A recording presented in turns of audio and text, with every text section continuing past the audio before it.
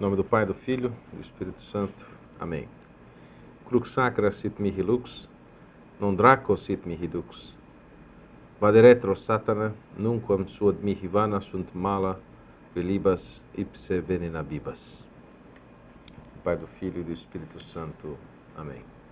Bom, essa é a segunda aula do Marxismo Cultural e Teologia da Libertação. E como eu havia explicado na aula anterior, na primeira aula, e feito um panorama geral bem amplo do que nós iremos tratar neste curso, eu falei a respeito da vida de Santo Atanásio e da controvérsia ariana e a importância que foi a formação de Ario, né? A formação de Ario foi essencial para o sucesso da heresia ariana, que quase destruiu a igreja no século IV. Né? Então, o caso do arianismo dentro da Igreja Católica, ele nos mostra a importância de um intelectual, bem formado, a importância de um intelectual com estrutura interna, com um fundamento interior muito bem estabelecido. Ele era um oriental de formação helênica, conhecia muito bem a dialética, e Ario, portanto, conseguiu articular as suas ideias de uma maneira muito coerente e convincente nos seus textos, como o Thalia, que é muito famoso. E Ario, então, não só desenvolveu estas ideias, mas fez com que estas mesmas ideias fossem passadas para as pessoas corretas, nos lugares corretos, no tempo correto, para que elas recebessem a difusão necessária para a mudança, né, do paradigma da igreja, que é o paradigma correto, é o nosso dogma de que Jesus Cristo é um com o Pai, ele é da mesma substância que o Pai, não só apenas semelhante ao Pai, a Deus. Então, Ario fez tudo isso por causa da força da intelectualidade, ou seja, um homem sozinho, um religioso sozinho, que era o monge Ario, conseguiu quase destruir a igreja.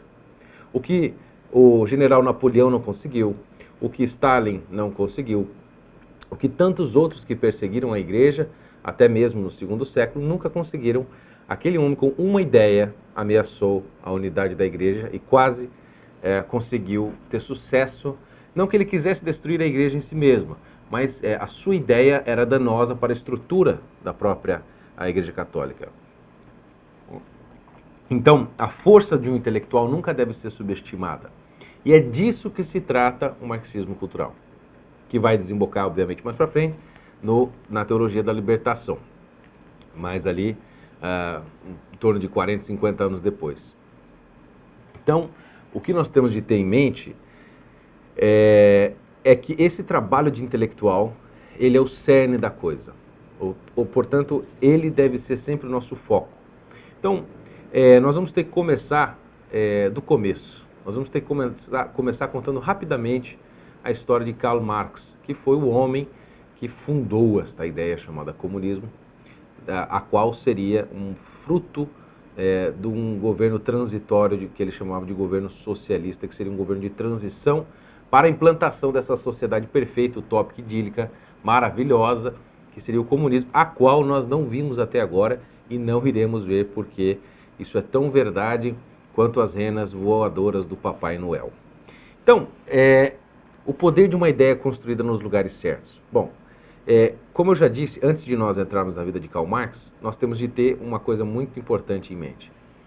O importante, neste momento, é nós focarmos em agentes, em pessoas reais que tomaram decisões reais, que influenciaram pessoas reais e que essas ideias e estas pessoas que influenciaram, esses agentes históricos, como nós podemos tecnicamente chamá-los, então foram eles os responsáveis. Né? Até o Eric Voegelin escreveu uma coleção de livros muito boa, chamada A Ideia, né? A História das Ideias Políticas. E depois ele, mais para frente na sua vida, percebeu que ele havia cometido um equívoco metodológico, né? Um equívoco na sua abordagem, porque ele percebeu, o óbvio, muita gente não percebe, que ideias não têm história. No sentido assim, que ideias não se reproduzem, nem se difundem sozinhas, mas elas são perpetuadas por pessoas. Portanto, como é que acontece a sucessão apostólica na igreja? Ela é feita através de uma ideia que passou de Jesus Cristo para São Pedro e veio agora até o Papa Francisco, né, uma ideia voando no ar, ou houve uma sucessão como se fosse um telefone sem fio de um homem contando para o outro, passando esta sucessão apostólica de um para o outro. Então, este é o caso, é uma pessoa que conta para a outra.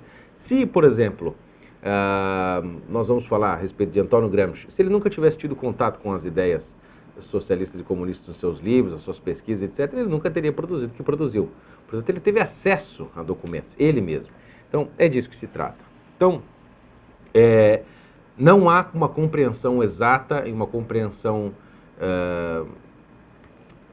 a gente não vai conseguir entender o peso da teologia da libertação se nós não compreendermos a importância e a sagacidade do marxismo cultural. Então, quem começou toda essa história foi um homem chamado Karl Marx, que ali na primeira metade do século XIX, começa a estudar, etc., vai para Londres, fugido da Alemanha. Inclusive, um dado histórico interessante, Karl Marx nasceu em Trèveris, que é a mesma cidade para a qual o Santo Atanásio foi exilado quando perseguido pelo imperador Constantino por defender a ortodoxia da igreja. Ou seja, Santo Atanásio foi exilado para a cidade que Karl Marx nasceu. Claro, Santo Atanásio lá em 300 e alguma coisa, 340 mais ou menos. Então, Karl Marx compôs toda a sua doutrina, o Manifesto Comunista, 18 Brumário, Capital, sobre a Sagrada Família, etc. Ele tinha muitos textos, mas o mais famoso que nós conhecemos é o Capital e o Manifesto Comunista. E Karl Marx tinha uma ideia de que o problema do mundo era uma coisa chamada sistema de detenção dos meios de produção, o sistema capitalista, que nós conhecemos hoje. Mas claro que, obviamente, ali, na época, no advento da Revolução Industrial, a situação era diferente, né? Não é um sistema como nós vemos hoje. Porém, Marx dizia que havia classes divididas na sociedade.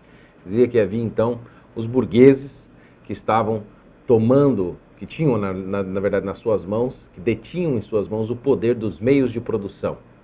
Os meios de produção de tecido, o que quer que seja, qualquer produto. Eles detinham esses meios e exploravam os seus funcionários para, então, conseguir o seu lucro e não dividiam a sua riqueza com os proletários, a massa lá embaixo que estava sendo oprimida e dominada por eles.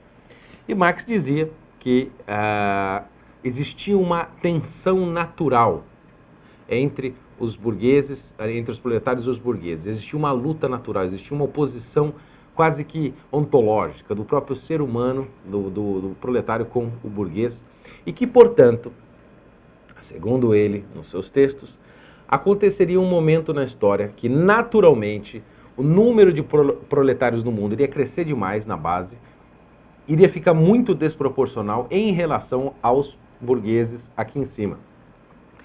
E que esta tensão iria se acirrar muito e os proletários, então, não iriam aguentar mais aquela situação e, naturalmente, por causa daquela oposição natural que eles carregam em relação a essa opressão burguesa, eles iriam pegar em armas, iriam, então, fazer uma revolução armada violenta, deter os meios de produção, ou seja, tomar conta dos meios de produção, da propriedade privada e tudo mais. E isso iria fazer com que eles instaurassem uma ditadura do proletariado, eles tomassem conta do governo de tudo, instaurasse uma sociedade socialista e então isso seria um governo de transição para uma sociedade comunista, perfeito paraíso aqui na Terra, resumindo. Isso, obviamente, é a síntese da síntese da síntese da ideia de Marx, que é o que nos importa por hora, né? E Marx dizia que este movimento natural da história, da revolta dos proletários contra os burgueses, que isso iria acontecer natural e espontaneamente em 1848. Marx, obviamente, estava errado, não aconteceu isso. Então, ele disse que não tinha jeito, que isso era inevitável, que isso era uma força da história. E os povos e as raças fracas demais para resistir nessa guerra que iria ocorrer, deveriam fracassar. E aqui eu quero citar um texto de Marx, que está em Marx People's Paper, de 16 de abril de 1856, na Revista de História da Ideia de 1981. Abre aspas, Karl Marx diz assim: as classes e as raças fracas demais para subsistir às novas condições de vida ou seja, da nova condição da sociedade nova que queria emergir, segundo ele naturalmente, devem abrir alas, essas raças e classes fracas demais. Elas devem perecer no holocausto revolucionário, no sacrifício revolucionário, nesta revolta espontânea que iria ocorrer. Outro trecho interessante de Marx que ele escreveu um ano depois, foi publicado em 1849, um ano depois do ano previsto que ele disse que iria acontecer revolução espontânea, ele escreveu dizendo que era inevitável que acontecesse uma guerra mundial. E que nessa guerra mundial, então, e porque, segundo ele, os conflitos estavam acontecendo, iria inevitavelmente acontecer essa guerra. E quando acontecesse essa guerra mundial entre os principais países do mundo, o que iria acontecer? Você tem a massa dos proletários aqui embaixo e os poucos burgueses aqui em cima. Disse que quando acontecesse a guerra e os proletários pegassem armas para lutar um país contra os outros, proletários alemães contra proletários italianos, contra proletários ingleses, contra proletários espanhóis, portugueses, na verdade, nenhum proletário iria combater outro proletário. O que eles iam fazer? Em vez de pegar as armas do seu país para destruir o proletário de outro país, que são os soldados, eles iriam se virar de costa e matar os burgueses, fazer a revolução, tomar o poder, e cada estado iria, então, instaurar o seu governo socialista. Bom, a gente sabe que quando houve a Primeira Guerra Mundial, a partir de 1914 ali, Marx errou. O que aconteceu com os proletários? Eles pegaram armas e mataram outros proletários. Os proletários ingleses mataram os proletários alemães, e assim, por conseguinte, aconteceu também na Segunda Guerra, foi a mesma coisa. Isso me lembra muito o que Chesterton disse, se me falha a memória, naquele livro The Everlasting Man, O Homem Eterno. Ele disse que o soldado que luta num campo de guerra, ele nunca luta por aquilo que ele imagina estar à frente dele, ou seja, o país a conquistar. Não, um soldado nunca luta em favor daquilo que está atrás, que está na frente dele, mas ele luta para proteger aquilo que ele tem atrás dele. E o que tem atrás dele é a sua casa, a sua família, né? Ou seja, ele quer proteger o que ele já tem, ele vai para a batalha para defender o seu país. Ou seja, Chesterton acertou a análise e Marx errou mais uma vez. Então, quero citar aqui esse texto que eu estava comentando. Ele escreveu um ano depois da sua previsão, a qual ele errou a respeito da revolta espontânea dos proletários na Europa. E ele diz assim: até o extermínio ou perda do status nacional, este lixo racial sempre se torna o portador fanático do que há de contra-revolução. O lixo racial são aqueles que se opõem ao movimento revolucionário. E continua a ser isto, diz ele. Isto porque toda a sua existência, a existência dos reacionários, não é nada mais do que um protesto contra uma grande revolução histórica, ou seja, inevitável. A próxima guerra mundial, diz Marx, não causará apenas classes e dinastias reacionárias, mas também povos reacionários inteiros irão desaparecer da face da Terra. Então veja, isso ele escreveu em 49 no Neue Rheinische Zeitung, em 1849. Dizendo que quando acontecesse a guerra, então, os povos iriam lutar entre si, iria haver um massacre, os reacionários, os burgueses, etc., iriam perecer e haveria, então, esse caos na Primeira Guerra. Marx errou. Ele errou não só essa previsão, como várias outras, né? Uma característica comum de Marx é cometer erros. Então, Karl Marx faleceu, poucas pessoas foram ao seu enterro e as suas ideias permaneceram à frente, continuarão à frente, até mesmo o seu último livro, que não é tão lido, como A Origem da Família, Propriedade Privada do Estado, que não foi um livro tão conhecido, foi terminado por Engels. Engels, que era o mecenas, o patrocinador de Karl Marx, foi aquele responsável por levar as suas ideias adiante. Então, as suas ideias se perpetraram e influenciaram, por exemplo, pessoas na Rússia, como Vladimir Lenin, Joseph Stalin e o Leon Trotsky. E esses três foram principalmente Lenin, na Rússia, foram os responsáveis pela Revolução Russa, que aconteceu em 1917. Ele teve o seu estouro final em outubro de 1917, quando houve aquela Revolução Armada. Então, é importante a gente perceber que o marxismo, ele teve muitas e muitas e muitas mudanças desde o seu começo até aquilo que hoje nós conhecemos como marxismo cultural e as outras nuances, né? Ele mudou de teoria como se muda de comida no dia a dia. Um dia você come feijão, outro dia você come lasanha, depois macarrão, carne, frango, peixe. Mas eles continuam dizendo que é a mesma coisa, né? Uma coisa que eu já vou fixar aqui, eu vou dizer isso várias vezes durante o curso, é que o marxista revolucionário, ou um revolucionário em geral, não está preocupado com uma coisa que nos preocupa diariamente, nos tira o sono às vezes, que é uma coisa chamada verdade. Nunca. Eles estão preocupados com uma coisa chamada revolução. O que servir à revolução é útil, e o que não servir à revolução é inútil. É o que eles chamam tecnicamente de a razão prática, ou seja, uma razão que deve nos servir de instrumento. A verdade é apenas mais uma utilidade que nós temos ou não para aquilo que nos possa ajudar a fazer a revolução. Então, no marxismo clássico, existia o que Marx dizia, esta inimizade natural entre os proletários. Eles são inimigos naturais do capitalismo, do sistema capitalista, do sistema de mercado, do modo como ele acontecia. E Vladimir Lenin acrescentou a isto uma outra ideia, que na cabeça dele era muito sensata, de que o imperialismo que acontecia no mundo era fruto da luta capitalista para a conquista de novos mercados. Ou seja, o imperialismo, na verdade, ele era uma luta entre uma luta capitalista que acontecia para conquistar novos mercados. Então você dominava outros povos só para ampliar o seu mercado. Qual que era a conclusão da junção destas duas ideias? De que os proletários também eram naturalmente inimigos do imperialismo e que iriam combatê-lo, e iriam fugir do sistema e pegar em armas. Bom, só que é o seguinte, aconteceu a Primeira Guerra Mundial, como eu já disse, e as previsões de Marx estavam erradas. O que é que Vladimir Lenin, a seu modo, pensou? Ele disse, olha, não adianta a gente ficar esperando aquela revolução que Marx disse que iria acontecer há 60 anos atrás, 70 anos atrás, lá em 1848, ela não aconteceu. Nós estamos aqui numa guerra, está acontecendo uma guerra mundial aqui no mundo, não aconteceu de novo, os proletários estão matando uns aos outros. O que é que nós temos que fazer?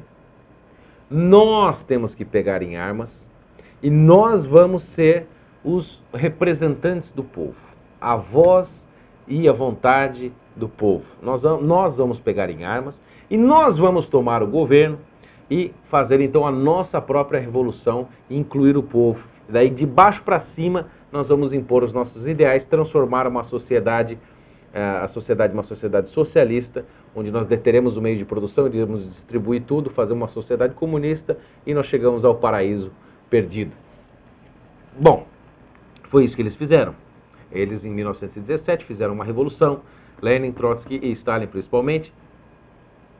Tiveram outras vertentes concorrentes, mas eles foram aquela que teve mais sucesso. E o próprio Lenin dizia, aqui eu vou fazer uma citação de um jornal, que é um texto que ele escreveu chamado The Disarmament Slogan, o slogan do desarmamento, em outubro de 1916, portanto um ano antes da Revolução Russa, para você ver como Lenin acreditava de fato na violência como um ponto central do socialismo. Então, quando a gente vê, por exemplo, esses grupos socialistas como movimentos sociais tipo MST, Movimento dos Trabalhadores Sem Teto, quando você vê grupos socialistas, até aquele Mauro Iazzi, que tem vídeos e vídeos dele no YouTube, falando que para os reacionários e os conservadores não tem diálogo, que nós temos que oferecer, citando um texto de Bertolt Brecht, que nós temos que oferecer para você um bom paredão, com uma boa espingarda, com uma boa bala, uma boa pá e uma boa cova para os conservadores, você fica muito espantado, diz, nossa, mas que homem violento, assassino, etc. Na verdade, ele não está sendo nem um pouco violento, ele está sendo condizente com uma linha dentro do marxismo chamada linha leninista, né, que é esta linha da revolução armada, não espontânea, como Marx achou que fosse acontecer, que todo mundo ia ter uma nova consciência e pegar em armas, mas dessa decisão deliberada de um grupo representante, supostamente representante dos proletários, que iria tomar o governo, então, e entregar os meios de produção a população. Então, Vladimir Lenin, neste artigo chamado O Slogan do Desarmamento, que está no livro Collected Works de Lenin, volume 23, página 94 a 104, essa citação foram das duas partes.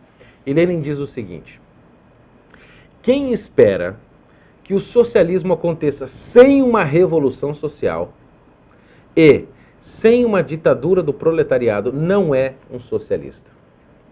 A ditadura do proletariado é poder do Estado baseado na violência. Então, a ditadura é um poder do Estado baseado na violência. Era isso que ele acreditava, foi exatamente isso que ele fez. Vladimir Lenin assumiu o poder, matou a família que estava governando a Rússia na época, a família do Czar, matou toda a sua família, principalmente pelo fato de eles serem católicos, e tomou o poder em 1917, se perpetuou no poder até por volta de mais ou menos, por volta de 1924, 25. Depois dele assumiu, então, Joseph Stalin, e que estava ali concorrendo para a chefia do partido com o Leon Trotsky. Leon Trotsky tinha umas teorias divergentes de Stalin e Lenin, e Leon Trotsky, então, muito perseguido por Lenin, que queria matá-lo por causa da concorrência. Leon Trotsky fugiu para o México e foi morar com Frida Kahlo e o seu esposo lá, os pintores no México. Inclusive, Leon Trotsky, uma curiosidade aqui, teve até um caso com Frida Kahlo, foi amante dela. E depois o Stalin, que estava governando o Partido Comunista lá na Rússia, mandou que se matasse Trotsky e conseguiu um assassino para executar o seu amigo.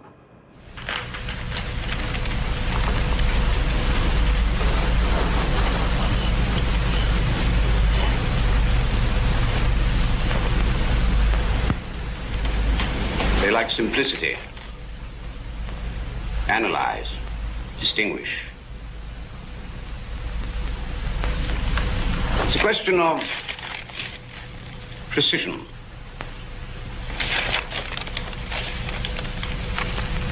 Of will. Life is complex, but in the end, it's simple. Porque ele via Trotsky como uma ameaça ao seu governo e às suas teorias político-econômicas sociais. Então, Lenin tinha essa teoria e teve sucesso e tomou o poder. E como ele disse que a ditadura é o poder do Estado baseado na violência, ele de fato fez isso e Stalin continuou este poder. De 1917 a 1989, que foi o período do início da União Soviética, até o final, na queda do Muro de Berlim, estima-se, segundo algumas estatísticas bem fundamentadas, como do professor J.R. Hummel, da Universidade do Havaí, estima-se que aproximadamente 100 milhões de pessoas tenham sido assassinadas nos povos que a União Soviética conseguiu tocar. Houve, por exemplo, o caso da Ucrânia, do Holodomor, que aconteceu de 32 a 33, em que eles mataram, uns dizem 3 milhões, mas as estatísticas mais adequadas mataram aproximadamente 6 milhões de pessoas de fome, que era uma nova política de socialização dos bens, socialização dos grãos, que está relatada aqui muito bem neste livro, chamado Livro Negro do Comunismo, que conta vários casos de vários países que adotaram as suas mortes, as suas técnicas, que tudo que eles fizeram está, grande parte, aliás, do que eles fizeram está relatado nesse livro, que foi uma edição que causou um barulho mundial, este livro.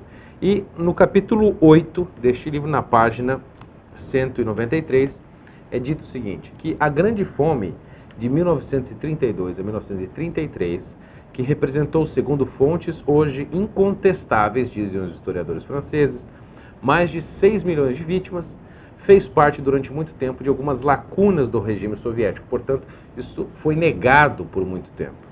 Entretanto, essa catástrofe não foi uma fome como as outras. Não foi, por exemplo, que houve um problema natural, uma seca ou um excesso de chuvas, etc., que acabou com as lavouras. Não.